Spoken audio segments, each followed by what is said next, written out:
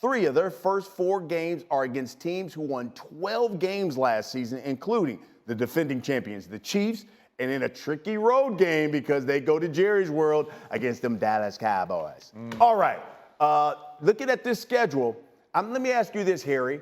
The Jets' first 4 games of the season certainly aren't easy. Do you expect them to have a fast or slow start? I'm going to go fast start, and I think it's imperative that they do have a fast start. Going 2-2 is the ideal thing that you want to do if you're the Jets, if you're Robert Saleh. If you start 1-3, 0-4, I think that's kind of rocky looking at their schedule and how actually I think tough it is. So if you're able to go 2-2, and surprisingly, if you can go 3-1, that's a bonus. Usually head coaches get up in the meeting room and they say, okay, guys, we're going to break everything down by quarters. We either want to go 500 in this first quarter or have a winning record. So I think the Jets, I think Aaron Rodgers understands that's why he was there in the offseason, how imperative it is for this team to start fast because of the schedule and also him being on the same page with everyone. So if they can go 2-2 or 3-1, that's the ideal situation for the New York Jets in that organization. What do you think, Acho? Well, I know Harry makes a good point. Most teams break the schedule up by quarters. Well, I'm going to break it up by thirds. Why? Because there's a 17th game, 18-week schedule. The math ain't math and breaking up into quarters, right? So the first third of the season, the first 6 games, the New York Jets face 4 playoff teams. 2 teams are in the Super Bowl. Teams that had a combined 65% winning percentage last year. That would be by far the hardest schedule of anyone if you just extrapolated that for the full course of the season. I expect the New York Jets to struggle early, but it gets progressively easier. The second third of the season, yes, you play another 4 teams that made the playoffs last year, but that winning percentage drops to 56. So I think where the Jets make their hay is the last third of the season, right? December football, January football, when they play teams that had an average of 42% winning percentage last year, only 1 playoff team, teams like the Falcons, the Texans, the Dolphins, right? They made the playoffs, Commanders, Browns. And so those are the teams that I'm saying they really make their hay on as they make a late season playoff push. So, Alan, listen, I know, long-standing Jet fan. What are your expectations? Well, I love you, Harry, but ideal is 4-0. Let's be honest, right? Like, ideal is not 2-2. Ideal is when you say, all right, once you lose 2, then it's like if you get away with 2-2, which as a Jets fan, I've said this many times, you always expect the worst. That's just where it's born into you as a Jets fan, to expect the worst. But you always hope for the best. You want to be surprised. And I have a feeling the Jets are going to surprise some teams this year because of how fast they will pick up this offense, because the quarterback and the offensive coordinator are one and the same, that they know each other well, they know the system well, that they have players that they brought in, including Randall Cobb and Alan Lazard, who know the system and can teach it to the wide receiver room. So I don't think they're going to have that adjustment period necessary. And their defense, if it's like it was last year, will be very good. But as we know, these first 4 games are tough. In fact, the first 6 games are very difficult. The league always tries any way they can to make the Jets fans suffer, but not this year. I think 3-1 is very doable, and 4-0, we might as well start the parade. Well, you know, the interesting thing when you talk about the Jets is you still have that contract situation with Quinnen Williams. We've talked a lot about Dalvin Cook. Jay Fowler, what have you heard regarding the Jets in making a potential move? Well, Brian, the Jets have done their homework on Dalvin Cook. They're in the mix, but a lot of teams are. Several teams in the AFC East are vying for his potential services. Quinnen Williams, that's been slow on the contract extension front. So they have an issue potentially at training camp. They don't get it done by then. He's a top 5 defensive tackle, so he is a priority. They got some players that they could ask to take pay cuts. They also have to rework Aaron Rodgers' contract. He's due $107 million in cash in 2024. That's untenable, so expect them to rework that money, maybe even to reflect a 2-year commitment from Rodgers. So before they go 4-0, like my guy Allen says, they got to get some business done on one Jets drive. The first part of their schedule, I'm talking about the first 6 games, and tell us, what will Gangrene's record look like after the first 6 games? Well, let's first just take a big look at this whole thing and understand, I can quote Carmelo Anthony, they don't want us to win. They don't want us to win. Look at how they loaded it up at the start of the season, but that's okay, because week 1, you start at home The very first game, Monday Night Football. Yeah. Bills, Jets at home. Aaron Rodgers' first real game as a Jet. Yes, it'll be real when he comes out of the tunnel wearing that number 8. So it's got to be a dub.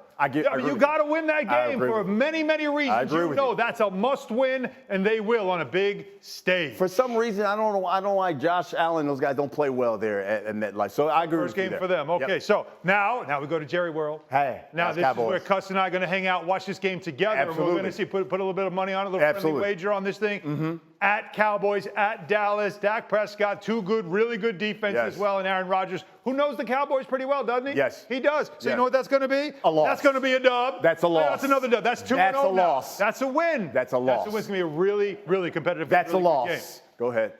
Now, of course, here comes Bill Belichick to ruin everything as always. This is what he does. When's the last time you beat the Patriots? I think I was in high school. Is it it like has been 14 that long. straight? Like it has been 14 straight games. Yes.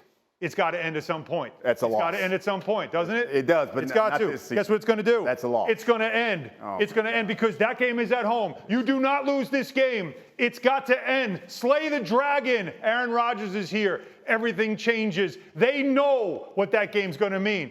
3-0 start. Now look who comes next. Oh, my word. The whole league's going to be watching this game. Yes, they will. 3-0 Jets walking in to play the Kansas City Chiefs. Yeah. Oh, there's going to be a lot of attention on this game. Here's the first time now the Jets realize there's levels to this. And that's where I feel like they got to take it out. Okay, Like because good. you're going to feel good. Yep. And this is as a Jets fan, you know, oh, it's going too well. It's going too well. You're going to take one. Little bit of come up. Like you got to understand. You got to realize where you are. And this resets you for a minute. Now, you go to Denver. Yeah. Now, new look team. You got Sean Payton. Russell Wilson was not good last year, but that defense is very good. Very good. All right, so I worry about this game as well. But I feel like a bounce back has to happen. And I feel like that bounce back is going to come in that game. So I'm feeling really good about that. And now, I mean, you talk about haven't beaten anybody. How about the Jets have never beaten the Philadelphia Eagles? Never. Ever. Ever. Well, Oh, stop. that's going to continue. Okay, I was going to say, if you put a W there, I was going to say. I mean, they're a really good team. And so I feel good. I feel good about a 4-2 start. I think it's very reasonable to feel good about a 4-2 start with the bulk of it at the beginning of the season when you're coming out with a lot of momentum out of the preseason. Now, let's keep in mind that I can put an asterisk on this whole thing. And this is why I'm going to do this right now. Yeah. Because that's not even an asterisk. I don't know what that is. That's yeah. a star. But whatever it is, it's an Cowboys. asterisk. Here's the reason why I'm doing this. Health is everything. Yeah. Health is everything. Full health. Quinnen Williams signed. That's the most important part. Obviously, that affects things. But I think they're just going to come out of the gates hot. They know how big this game is. This is also home. We have 2 divisional games, and I feel good about this game. This is where I think it starts to catch up, where the schedule is tough, especially these 2 games, and you'll start to now get into your season. But this is a tough start to the year for the Jets, but they know how important the beginning of this season is going to be, and they know how important it is to get off to a good start. So does Aaron Rodgers, which is why I feel good about these 6 games. So you basically have them starting at 4-2. I got 4-2. I think you've been taking some of that Aaron Rodgers ayahuasca or whatever that stuff he was taking earlier in the offseason. Well, you just don't like that they're beating the Cowboys. I got them at 2-4 because that a win, loss, win, loss. Wait. That's my thought. Harry, what do you think? Hey, Patriots. What do you think about the Jets' first 6 games of the season? I see them being 3-3. I think the Cowboys game, going on the road to Jerry's World against that defense early on in the season, I think it's going to be a tough out for them. So I see them being 3-3. That's the only one I would question on Hahn's list is them beating the Cowboys in Dallas. All of a sudden, if you're a Cowboys fan, you get anxiety when Dak Prescott goes back to pass. I don't want that feeling anymore. And I guess the question is here, Harry, are the interceptions the biggest concern heading into the season for the Dallas Cowboys? Well, I think it's one of the concerns because at the quarterback position, you want to protect the football. Well, actually, on your entire offense, you want to protect the football. But I think it's more so Mike McCarthy putting Dak Prescott in the prime positions to be successful. And also, I think Dak Prescott never get tired of making deposit, putting money in the bank. Instead of forcing the issue, sometimes take that check down, take that underneath route if things aren't there deep, instead of like forcing it. So I just think Mike McCarthy putting him in better situations, and also Dak realizing that he has to protect the football, especially at the quarterback position. Acho, what do you think? Yeah, I would go with the Mike McCarthy transition offensive coordinator, really offensive play caller. Kellen Moore is no longer there, and I get it. People think the grass is always greener, and I get that Mike McCarthy on paper looks good as a play caller when he was with Aaron Rodgers. But the game isn't played on paper, and so there will be some transition that needs to happen, whether it's in the language, the verbiage, how plays are called, and obviously getting Dak in favorable downs and distances. And so what keeps me awake at night more than Dak's interceptions from last year are the transition to a new play caller, a new voice in your ear every single snap. What do you think, Alan? I mean, you're 100% right about the interceptions, and it's really more about if Mike McCarthy is true to his word, they'll run the ball more. The offensive line and running the ball has to keep him out of 3rd and long situations, because that's when he's in trouble, when you're putting it in his hands and asking him in 3rd and longs to make big decisions when the defense knows exactly what he has to do. That's the trouble, and that's when you really worry the most. So can the offensive line and the running game keep him out of those situations? So it's a collective, but it is basically you don't want to put Dak in that situation. 3rd and long. That's what would keep you up at night. Jeremy, what have you heard as Dak adjusts to the new play caller talking about Mike McCarthy, the head coach? Well, Brian, I'm hearing that Dak Prescott is on board with some of these changes. He knows that Mike McCarthy wants to control the ball a little bit more, run the ball a little more consistently, and spread it around. Dak Prescott was great when thrown to CeeDee Lamb last year, not so great when thrown to his other receivers. But they know Michael Gallup is going to be fully healthy now, a different player than he was last year, plus adding Brandon Cooks. So they believe more balance is on the way. And Dak Prescott, his leadership has never been in question. So he's been in the building with Mike McCarthy. A lot of the core principles of the offense won't necessarily change, might have some of those verbiage concerns and changes, but Prescott has been working hand in hand with McCarthy like he had been for the previous 2 years. When you look at this division, Alan, can Bryce Young lead those Panthers, let's say, on a deep playoff run? What do you think as a rookie? When you say deep, and we're talking about an NFC championship game, because you'd say no. I mean, let's start with a division. They can win that division because there is opportunity there. But to go on a run, that would be something that you would not expect, especially when as a rookie quarterback, you're going to be dealing with an adjustment period. Also, what you wonder about there is that they brought in some veteran wide receivers to help him out make the adjustment as an NFL quarterback. But Adam Thielen, is he going to stay healthy? DJ Chark, is he going to stay healthy, which has been an issue for him of late? So those are 2 areas of major concern for them. It doesn't mean they can't have a good season. And when you look at this division, there is opportunity at least to win it and a chance to make the playoffs. Sacho, what do you think?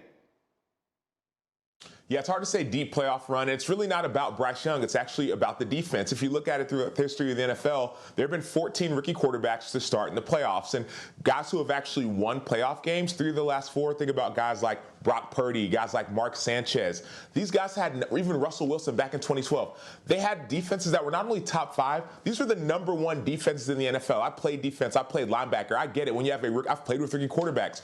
Your defense has to be a top 5 defense, historically speaking, to make a deep playoff run, i.e. win in the playoffs. So the question is not about Bryce Young, nor should it be about Frank Reich. It's about how good can this defense be if they want to make a playoff run this season. That's really interesting, Sacho, because you make a great point with Sanchez. Joe Flacco, the same thing. Both of those had really good defense that led that thing. What do you think, Harry? Ben Roethlisberger. Yeah, I think defensively is where it's going to happen at. I understand Bryce Young is phenomenal, but can that defense help anchor? And they have the DNA because 2 years ago, they were a top 2 defense in the National Football League. It's about them, #1, being healthy and also putting it out on the football field, unlike they did a season ago. But they have the DNA and the pieces in place. It's about going out there and showing up and showing out. Hey, Jeremy, what have you heard about the progression, Bryce Young?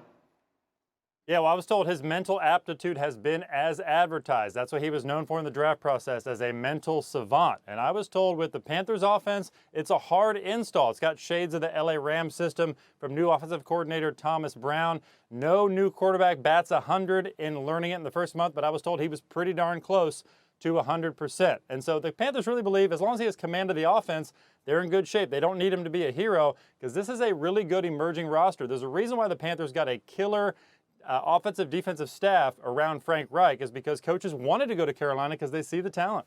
If you had to pick one of these NFC North quarterbacks to win one big game, who would it be? I'm going with Justin Fields, and Acho understands this because he played defense. When you have a quarterback that has the athleticism of Justin Fields, it gives defensive coordinators nightmares because when you have the all-scripted plays or you have the design runs, that's more things that they have to pay attention to, the defense have to account for, and it just gives defenses fit. So I'm going with Justin Fields. Sacho? Well, Harry, you're reading my mind. I'm going Justin Fields. Maybe you're not reading my mind. Maybe you're watching the tape from when defensive players played against Justin Fields. It's one thing to have everything schemed up. Man, I know what offense they're going to run. I know what plays are schemed up. I've prepared for every single situation. It's a total different thing when we actually have to play against that situation. I played against Michael Vick, and the speed that Michael Vick had, even towards the end of his career, it was next level different. That's what Justin Fields has. He's broken records in the NFL. And so if I need one quarterback to win me a game in the NFL, at least in the NFC North from that division, I'm picking Justin Fields because of the X factor he provides when he's on that football field. You can't account for it. Courtney, you know Justin very well. You had one game. Who are you picking? Well, Justin's a great pick if you're basing it on projection, but how about the only quarterback in the NFC North that has Super Bowl experience? That's Jared Goff. When you go back to last season, yes, the roller coaster ride that was the Detroit Lions early on, they got it figured out. He threw 15 touchdowns to 0 interceptions over his final 10 games of the 2022 season. And I go back to that Week 18 game when they're in Green Bay. They won that game. Had Seattle not, put them out of playoff contention because they were in the late afternoon spot before Packers and Lions were on Sunday Night Football, the Lions are going to the playoffs for the first time since 2016. This is the right offense for Jared Goff. It finished as a top 5 offense last year. I'm going with experience over the projection. Harry, there still seems to be some uncertainty when you talk about the 49ers quarterback position. Is that the major concern for you? The only thing that concerns me is that, are they going to be healthy? They just need one to be healthy. I'm not worried about the position. I just need one of those guys to be healthy. That's the issue they ran into a year ago, and that's the issue that they've had when Jimmy Garoppolo was there previous years as well. So can one of these guys stay healthy? And I think the San Francisco 49ers will be okay because the supporting cast offensively and defensively is there. Sacho, do you think QB major concern there in 49er land? No, there's no concern at all. This is reminiscent of last year when the conversation was before the season, will it be Trey Lance? Will it be Jimmy G? And there was all this kind of concern, and it was like, almost like this sleep apnea if we want to go through this sleep route. But it actually worked out. Trey Lance started, didn't do great. Jimmy G came in, and then Jimmy G gets injured. Trey Lance got injured. Jimmy G gets injured, and Brock Purdy comes in. They still made the playoffs and succeeded in the playoffs until Brock Purdy's injury. And so reminiscent of last year, I'm not concerned this year, right? I'm sleeping fine because why? If Brock Purdy's healthy, he's your starter. If not, Trey Lance has gotten significantly better. Listen to anyone on his team, and also I got a chance to see him in the offseason. He's gotten better. He's training with Patrick Mahomes. And then lastly, you go to Sam Darnold in this system as well. I have zero concern at the quarterback position. I think there's ample opportunities, ample quarterbacks who can be successful and will be successful in this offense. The interesting thing, Courtney, is that many view the Eagles obviously as the toast there in the NFC. If that's the case, biggest threat to those Eagles in the NFC? It's the 49ers. Even with the concern at quarterback. Well, there's the idea that this offense is more or less quarterback proof, and I think that there is some validity to that. So no matter who's starting at quarterback, to Harry's point, if it ends up being Trey Lance for a couple weeks, if it is Sam Darnold, who Kyle Shanahan has been talking up quite a bit, somebody who had a sub 59% completion percentage last year, he's calling an unbelievable thrower. I think they're confident that the pieces that they have around the quarterback, whether it's Christian McCaffrey, whether it's a group of skill guys that you'd put up against anybody, George Kittle, Brandon Ayuk, Deebo Samuel, you're going to be okay until you get your guy back. And on top of that, this defense is really, really good. First in points allowed and yards allowed last season. And then that run defense, first in yards allowed and in yards per carry allowed. When we talk about the Eagles, they're going to have a chance to test out their strength against one of the Eagles' strengths on December 3rd and see how they handle that thing. The interesting thing here, Harry, is I always hear you guys, and I'm talking about you football guys, say, hey, look, even though Kyle Shanahan, great play caller, this and that, he can't make those throws for you. So why would you not be concerned when Brock Purdy still will not tell you whether or not he'll be able to throw week 1? You don't know what Trey Lance is. He still can't stay healthy. And there are a number of Jet fans in Carolina playing saying, Sam Darnold? You're going to rest your hopes on Sam Darnold? Why would you say the 49ers when there's so much ambiguity at that quarterback position? Well, first, the 49ers are my pick, BC. And here, let me tell you why. It's because that quarterback, Brock Purdy, beat your Cowboys last year in the playoffs. That quarterback, Jimmy Garoppolo, beat your Cowboys in the playoffs the year before. So it doesn't matter. The supporting cast is lethal. All they need is a quarterback to be healthy. And, yes, they're going to defeat your Cowboys, BC. All right, Sacho, who you got? Well, to your point, I got San Francisco, but it is because of Kyle Shanahan and his offensive mind. One of my last years in the NFL, we played against San Francisco. I was with the Bears.